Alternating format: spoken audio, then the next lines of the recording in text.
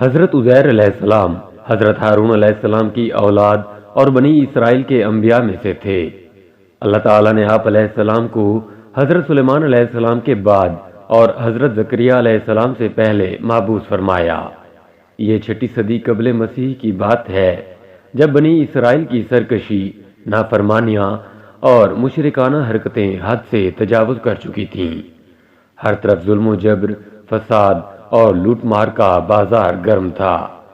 اللہ تعالیٰ نے اس زمانے کے پیغمبروں کے ذریعے بنی اسرائیل کو متنبع فرمایا کہ اپنی ان کبیح حرکتوں سے باز آ جائیں، ورنہ گزشتہ قوموں کی طرح انہیں بھی عذاب الہی کا سامنا کرنا ہوگا۔ بار بار کی تنبیہ کے باوجود جب ان پر کوئی اثر نہ ہوا اور ان کی بدعمالیاں روز بروز بڑھتی چلی گئیں، تو قوم عمالقہ کا ایک ظالم و سفاک بادشاہ جس کا نام بخت نصر تھا، بابل سے ایک بڑی فوج کے ساتھ آندھی و طوفان کی طرح راستے کی حکومتوں کو پامال کرتا فلسطین کی طرف بڑھا اور تھوڑے ہی عرصے میں اس کی اینٹ سے اینٹ بجا دی۔ تورات کے مطابق 40,000 سے زائد علماء قتل کر دیے گئے، یہاں تک کہ وہاں تورات کا ایک بھی عالم زندہ نہ بچا۔ اس کے ساتھ ہی بخت نصر نے بنی اسرائیل کے 80,000 افراد کو قیدی بنایا اور انہیں بھیڑ بکریوں کی طرح ہنکا کر بابل لے گیا، جن میں حضرت عزیر علیہ السلام بھی شامل تھے، جو اس وقت نوعمر تھے۔ بخت نصر کے حکم پر اس کی خونخوار فوج نے بیت المقدس میں حضرت سلیمان علیہ السلام کی تمام باقیات کو تباہ و برباد کر دیا۔ عظیم و شان محلات کھنڈرات میں تبدیل کر دیے گئے۔ ہیکل سلیمانی میں موجود وسیع و عریض اور نادر و نایاب کتب سے مزین کتب خانہ جلا کر راکھ کر دیا گیا، جس میں تورات کے اصل نسخے بھی تھے۔ نیز تابوت سکینہ بھی کہیں غائب کر دیا گیا۔ تورات کے مطابق اللہ تعالیٰ نے اس ظالم و جابر بادشاہ پر عذاب نازل کیا اور اس کی شکل مسخ کر دی۔ حضرت عزیر علیہ السلام ایک طویل عرصے تک دیگر اسرائیلیوں کی طرح بابل میں قید رہے، اور پھر اللہ تعالیٰ نے 40 سال کی عمر میں آپ علیہ السلام کو منصب نبوت پر سرفراز فرمایا۔ یہودی حضرت عزیر علیہ السلام کو اللہ کا بیٹا کہنے لگے۔ حضرت عزیر علیہ السلام کو جب بابل کی اسیری سے نجات ملی تو بحکم خداوندی دوبارہ بیت المقدس تشریف لے آئے۔ اس وقت تورات کا کوئی حافظ زندہ نہ تھا اور نہ ہی تورات کا کوئی نسخہ موجود تھا۔ آپ علیہ السلام کو فکر لاحق ہوئی کہ اب اللہ کے کلام کو عام لوگوں تک کیسے پہنچایا جائے۔ چنانچہ انہوں نے اسرائیلیوں کو جمع کیا، اور چونکہ آپ علیہ السلام نے بچپن ہی میں تورات حفظ کر لی تھی، لہٰذا اسے ان سب کے سامنے پڑھ کر تحریر کروایا۔ بعض اسرائیلی روایات میں ہے کہ جس وقت انہوں نے بنی اسرائیل کو جمع کیا تو سب کی موجودگی میں آسمان سے 2 چمکتے ہوئے شہاب اترے اور حضرت عزیر علیہ السلام کے سینے میں سما گئے۔ تب حضرت عزیر علیہ السلام نے بنی اسرائیل کو ازسر نو تورات مرتب کر کے عطا فرمائی۔ جب وہ اس اہم کام سے فارغ ہوئے تو بنی اسرائیل نے انتہائی مسرت کا اظہار کیا، اور ان کے قلوب میں آپ علیہ السلام کی قدر و منزلت بڑھ گئی، لیکن پھر وقت کے ساتھ ساتھ ان کی یہ محبت و عقیدت غلو اور گمراہی میں بدل گئی، یہاں تک کہ بنی اسرائیل نے حضرت عزیر علیہ السلام کو اللہ کا بیٹا کہنا شروع کر دیا، جس کے بارے میں اللہ رب العزت نے قرآن کریم میں ارشاد فرمایا، اور یہود کہتے ہیں کہ عزیر اللہ کے بیٹے ہیں، اور عیسائی کہتے ہیں کہ مسیح اللہ کے بیٹے ہیں۔ یہ ان کے منہ کی باتیں ہیں۔ پہلے کافر بھی اسی طرح کی باتیں کہا کرتے تھے، یہ بھی انہی کی ریس کرنے لگے ہیں۔ اللہ انہیں ہلاک کرے، یہ کہاں بھٹکتے پھرتے ہیں۔ ابن عساکر نے حضرت ابن عباس رضی اللہ تعالیٰ عنہ کے حوالے سے روایت نقل کی ہے کہ آپ رضی اللہ تعالیٰ عنہ نے حضرت عبداللہ بن سلام رضی اللہ تعالیٰ عنہ سے سوال کیا کہ اس فرمان الہی کا کیا مطلب ہے؟ ترجمہ: اور یہود نے کہا کہ عزیر اللہ کے بیٹے ہیں۔ یہ یہود نے کیوں کہا؟ عبداللہ بن سلام رضی اللہ تعالیٰ عنہ نے فرمایا کہ حضرت عزیر علیہ السلام نے بنی اسرائیل کی خاطر پوری تورات حفظ کر لی، جس پر انہوں نے کہا موسیٰ علیہ السلام بھی اتنی طاقت نہیں رکھتے تھے کہ بغیر کتاب کے پوری تورات سنا سکیں اور پیش کر سکیں، جبکہ عزیر علیہ السلام ہمارے پاس پوری تورات بغیر لکھی اور بغیر کسی کتاب کے لے آئے۔ اسی وجہ سے بنی اسرائیل کے کئی گروہ اس بات کے قائل ہو گئے کہ عزیر اللہ کا بیٹا ہے۔ حضرت عزیر علیہ السلام کی حیات طیبہ کے بارے میں قرآن و احادیث اور تاریخ کی کتب میں زیادہ مواد نہیں ملتا۔ قرآن کریم کی سورہ توبہ میں صرف ایک جگہ آپ علیہ السلام کا نام مذکور ہے۔ اس کے علاوہ سورہ البقرہ کی آیت 259 میں جو واقعہ بیان کیا گیا ہے اس کے بارے میں علماء و مفسرین کا کہنا ہے کہ وہ حضرت عزیر علیہ السلام کے بارے میں ہے۔ خود تورات میں حضرت عزیر علیہ السلام کے نام سے کتاب صحیفہ عزرا میں بھی ان کی اپنی زندگی کے بارے میں بہت زیادہ معلومات نہیں ملتی۔ صرف اس قدر پتہ چلتا ہے کہ جس وقت بخت نصر نے بیت المقدس پر حملہ کیا تو آپ کم عمر تھے اور قید کر کے بابل لے جائے گئے تھے۔ پھر بابل کی قید سے دوبارہ بیت المقدس کی تعمیر تک آپ علیہ السلام بنی اسرائیل کے ساتھ ہی رہے۔ حافظ ابو القاسم بن عساکر نے آپ علیہ السلام کا نسب یوں بیان کیا ہے: عزیر بن جروا ابن سورک بھی کہا گیا ہے، بن عدیہ بن ایوب بن درزنا بن اری بن تکی بن اسبو بن فخاس بن العازر بن ہارون علیہ السلام بن عمران۔ ایک قول کے مطابق آپ علیہ السلام کے والد کا نام سروخہ تھا، واللہ عالم۔ قرآن پاک میں قصہ۔ قرآن کریم کی سورہ البقرہ میں ارشاد باری تعالی ہے: اور پھر اس شخص کو دیکھو جس کا گزر اس بستی پر ہوا جو چھت کے بل اوندھی پڑی تھی۔ وہ کہنے لگا اس کی موت کے بعد اللہ تعالیٰ اسے کس طرح زندہ کرے گا؟ تو اللہ تعالیٰ نے اسے مار دیا 100 سال کے لیے۔ پھر اسے اٹھایا، پوچھا بتاؤ کتنی مدت پڑے رہے ہو؟ کہنے لگا 1 دن یا دن کا کچھ حصہ۔ فرمایا تم پر 100 سال اسی حالت میں گزر چکے ہیں۔ اب ذرا اپنے کھانے اور پانی کو دیکھو، یہ خراب تو نہیں ہوئے، اور اپنے گدھے کو بھی دیکھو، ہم تمہیں لوگوں کے لیے ایک نشانی بنا دینا چاہتے ہیں۔ پھر دیکھو کہ ہڈیوں کے اس پنجر پر ہم کس طرح گوشت پوست چڑھاتے ہیں۔ اس طرح جب حقیقت اس کے سامنے بالکل نمایاں ہو گئی تو اس نے کہا کہ میں جانتا ہوں کہ اللہ تعالی ہر چیز پر قادر ہے۔ مفسرین فرماتے ہیں کہ اس آیت میں جس شخص کا ذکر ہے وہ حضرت عزیر علیہ السلام ہے۔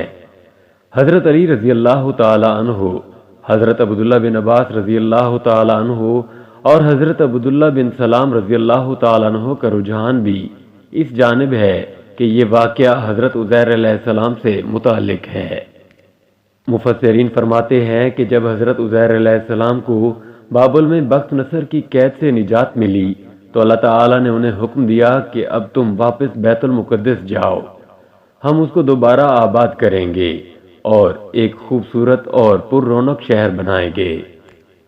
چنانچہ وہ جب وہاں پہنچے اور اپنے شہر کو تباہ و برباد اور کھنڈر پایا تو حیرت اور تعجب کے ساتھ بے اختیار ان کے منہ سے نکلا، اس مردہ بستی کو کیسے زندگی ملے گی؟ اللہ جل شانہ کو یہ بات پسند نہیں آئی۔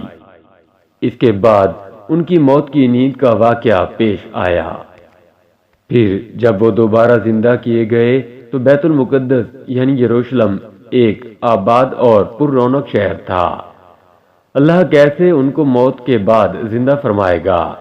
حافظ ابن کثیر رحمۃ اللہ علیہ اسحاق بن بشیر رحمۃ اللہ علیہ کے حوالے سے تحریر فرماتے ہیں کہ حضرت عزیر علیہ السلام بڑے دانا نیک انسان تھے۔ ایک دن اپنی زمین کی طرف نکلے، واپسی میں ایک ویران عمارت میں ٹھہر گئے۔ کیونکہ گرمی سخت تھی، آپ علیہ السلام اپنے گدھے سے اتر کر عمارت میں داخل ہوئے۔ آپ علیہ السلام کے ساتھ کھانے کے 2 ٹوکرے تھے، ایک ٹوکرے میں انجیر اور دوسرے میں انگور تھے۔ آپ علیہ السلام نے اپنے ساتھ موجود پیالہ نکالا اور اس میں انگور نچوڑے، پھر خشک روٹی نکالی اور اسے مشروب میں ڈال دیا تاکہ کچھ نرم اور میٹھی ہو جائے تو کھا لیں۔ پھر آپ علیہ السلام تھوڑی دیر کے لیے لیٹ گئے۔ نظریں عمارت کی ویران چھت کی طرف اٹھیں تو دیکھا کہ یہ عمارت اپنے عرشے پر کھڑی ہے اور اس کے رہنے والے مر کھپ چکے ہیں، جن کی بوسیدہ ہڈیاں بکھری پڑی ہیں۔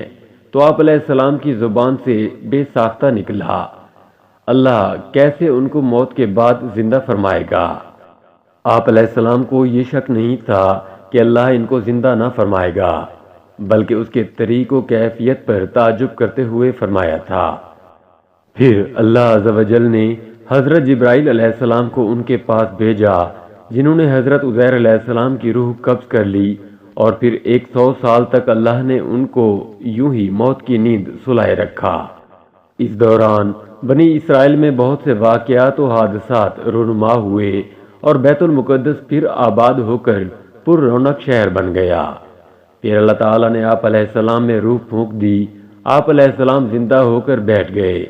تو فرشتے نے پوچھا، آپ علیہ السلام یہاں کتنی مدت رہے؟ جواب دیا، 1 دن یا دن کا کچھ حصہ۔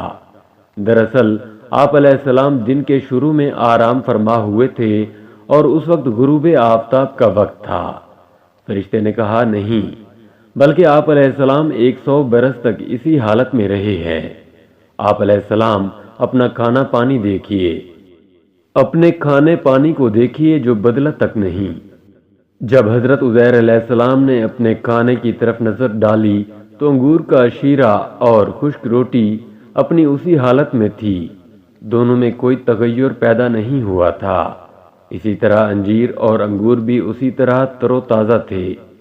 پھر آپ علیہ السلام کے دل میں بتائی گئی مدت کے بارے میں انکار کا خیال پیدا ہوا تو فرشتے نے کہا، آپ علیہ السلام میری بتائی ہوئی مدت کو بعید اور غلط سمجھ رہے ہیں، تو پھر ذرا اپنے گدھے کی طرف تو دیکھیے۔ جب حضرت عزیر علیہ السلام نے گدھے کی طرف دیکھا تو حیران رہ گئے، کیونکہ اس کی ہڈیاں گل سڑ کر وہ سیدھا ہو چکی تھیں۔ فرشتے نے ہڈیوں کو حکم دیا تو ہڈیاں ہر طرف سے اکٹھی ہو کر ایک جگہ جمع ہوئیں اور پھر جڑ کر ڈھانچہ بن گئیں۔ حضرت عزیر علیہ السلام حیران ہو کر اللہ کی قدرت کا نظارہ دیکھ رہے تھے۔ پھر اس ڈھانچے پر رگیں چڑھیں، پٹھے بنے، گوشت چڑھا، پھر ان پر کھال اور بال آ گئے۔ پھر فرشتے نے اس میں پھونک ماری تو گدھا آسمان کی طرف اپنا سر اور کان اٹھائے آوازیں نکالتا کھڑا ہو گیا۔ جب حضرت عزیر علیہ السلام نے قدرت الہی کی یہ نشانیاں دیکھیں اور شہر کو پہلے سے زیادہ بارونق پایا تو بول اٹھے کہ میں یقین کرتا ہوں کہ اللہ ہر چیز پر قادر ہے۔ پرانے محلے میں واپسی۔ پھر آپ علیہ السلام اپنے گدھے پر سوار ہو کر اپنے محلے میں تشریف لائے تو لوگوں نے آپ علیہ السلام کو نہیں پہچانا۔ آپ علیہ السلام اپنا گھر بھی بھول چکے تھے۔ ڈھونڈتے ڈھونڈتے اپنے گھر پہنچے تو وہاں ایک نابینا اور اپاہج بوڑھیا کو بیٹھے پایا، جس کی عمر تقریباً 120 سال تھی۔ وہ وہاں کی رہائشیوں کی والدہ تھی۔ جس وقت آپ علیہ السلام گھر سے نکلے تھے اس وقت وہ 20 سال کی جوان لڑکی تھی اور آپ علیہ السلام سے خوب اچھی طرح واقف تھی۔ حضرت عزیر علیہ السلام نے اس بڑھیا سے پوچھا، کیا یہ عزیر کا گھر ہے؟ تو بڑھیا نے حیران ہو کر کہا، جی ہاں۔ پھر بڑھیا کی آنکھوں سے آنسو جاری ہو گئے اور بولی، میں نے ایک عرصے سے کسی کے منہ سے عزیر علیہ السلام کا ذکر نہیں سنا، اب تو لوگ بھی ان کو بھول چکے ہیں۔ اس پر حضرت عزیر علیہ السلام نے فرمایا، میں ہی عزیر ہوں، اللہ نے مجھے 100 سال تک موت کی نیند سلا دیا تھا اور مجھے اب اٹھایا ہے۔ بوڑھیا نے کہا، سبحان اللہ، بے شک عزیر علیہ السلام کو ہم سے بچھڑے 100 سال ہو چکے ہیں اور کسی سے ان کے متعلق ہم نے کچھ سنا بھی نہیں، لیکن آپ علیہ السلام کیسے عزیر ہو سکتے ہیں؟ عزیر تو مستجاب الدعوات تھے، وہ جس مریض یا مصیبت زدہ کے لیے دعا کرتے وہ فوراً ٹھیک ہو جاتا تھا۔ لہذا اگر آپ علیہ السلام دعا کریں کہ اللہ مجھے بصارت لوٹا دے تو میں آپ علیہ السلام کو دیکھ کر بتاؤں گی کہ آپ عزیر علیہ السلام ہیں یا نہیں۔ حضرت عزیر علیہ السلام نے دعا کی اور اپنے دست مبارک کو اس کی آنکھوں پر پھیرا تو اس کی بصارت بحال ہو گئی۔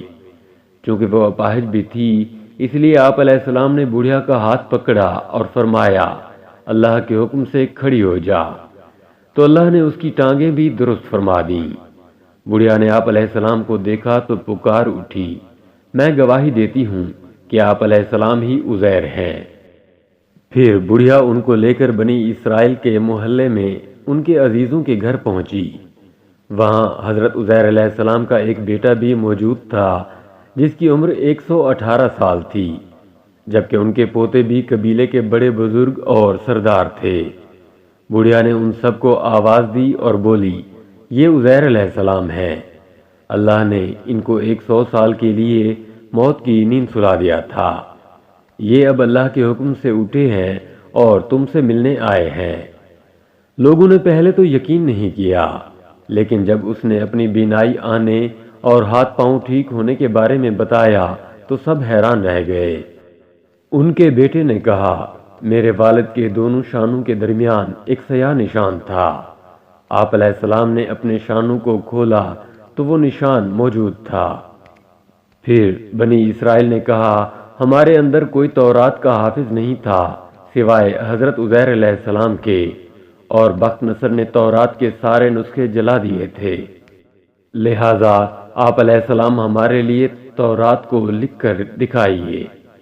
حضرت عزیر علیہ السلام کے والد نے بخت نصر کے ایام میں تورات کے ایک اصل نسخے کو دفن کر دیا تھا، اور آپ علیہ السلام کے علاوہ کسی کو اس جگہ کا علم نہیں تھا۔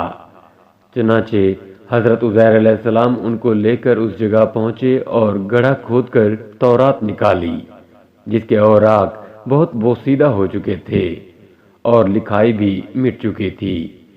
پھر آپ علیہ السلام سب کو لے کر ایک درخت کے سائے میں تشریف فرما ہوئے۔ اتنے میں اللہ کے حکم سے آسمان سے 2 شعلے اترے اور آپ علیہ السلام کے سینہ مبارک میں داخل ہو گئے، اور آپ علیہ السلام کو پوری تورات خوب یاد آ گئی۔ آپ علیہ السلام نے نئے سرے سے تورات لکھ کر بنی اسرائیل کے حوالے کر دی۔ ایک تو آپ علیہ السلام نے تورات لکھی اور دوسرے آپ علیہ السلام کے ساتھ 2 شعلوں والا معجزہ پیش آیا، جس کی وجہ سے بنی اسرائیل انہیں اللہ کا بیٹا کہنے لگے، نعوذ باللہ۔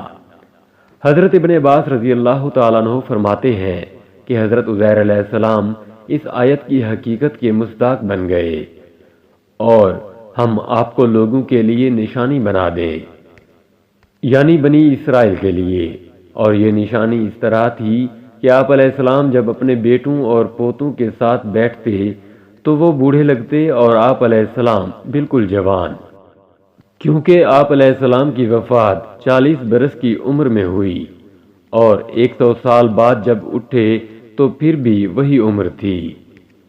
مفسرین کے مطابق آپ علیہ السلام کی قبر اطہر دمشق میں ہے۔